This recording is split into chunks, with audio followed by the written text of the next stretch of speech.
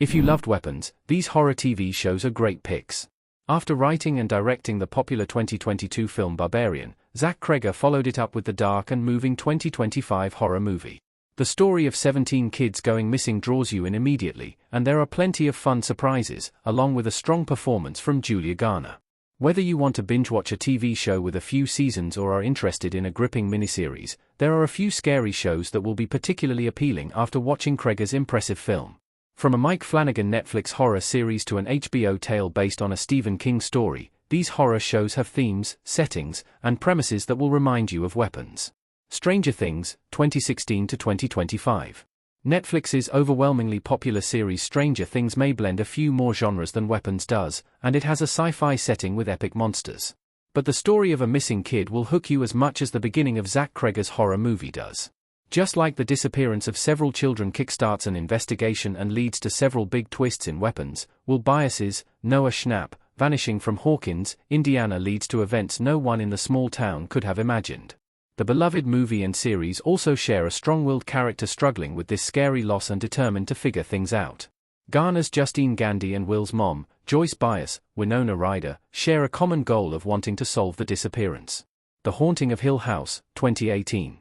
Mike Flanagan's acclaimed Netflix miniseries The Haunting of Hill House is another perfect choice if you enjoyed Weapons.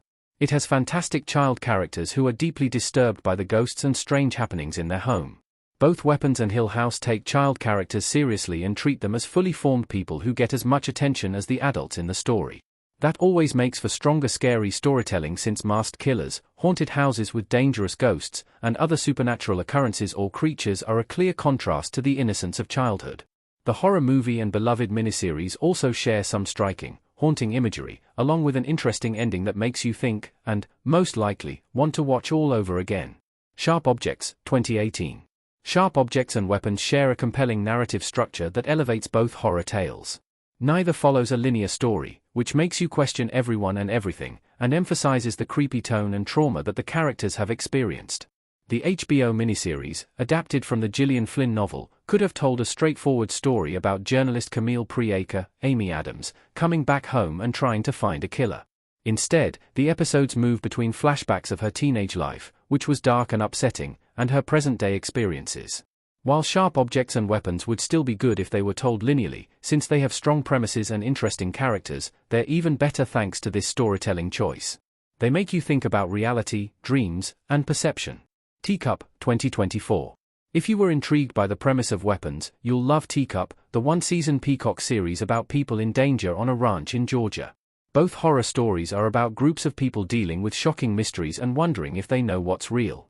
Teacup may have been cancelled before Season 2, and Weapons might technically be more satisfying since Zach Cregger was able to complete the story that he wanted to tell in one movie, but the series is still perfect for fans of the hit 2025 horror film and has plenty of tension and intriguing villains.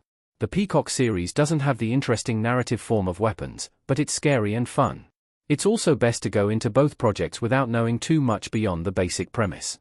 There's an exciting twist in each title that explains why these characters' lives are at risk, and finding out beforehand would spoil the fun. You, 2018 to 2025. The psychological thriller You shares many things in common with Zach Cregger's 2025 movie, from an intriguing protagonist to many people facing death and harm that you'll love watching Joe Goldberg, Penn Badgley, and also feel perplexed and disturbed by him at the same time, which makes for a unique viewing experience. The best part of watching Weapons is trying to figure out clues and see how the different stories come together, and that's also true of binge-watching all 5 seasons of You. Whether Joe is living in New York City, Los Angeles, a California suburb, or London, he's always trying to cover up his kills and manipulate more people.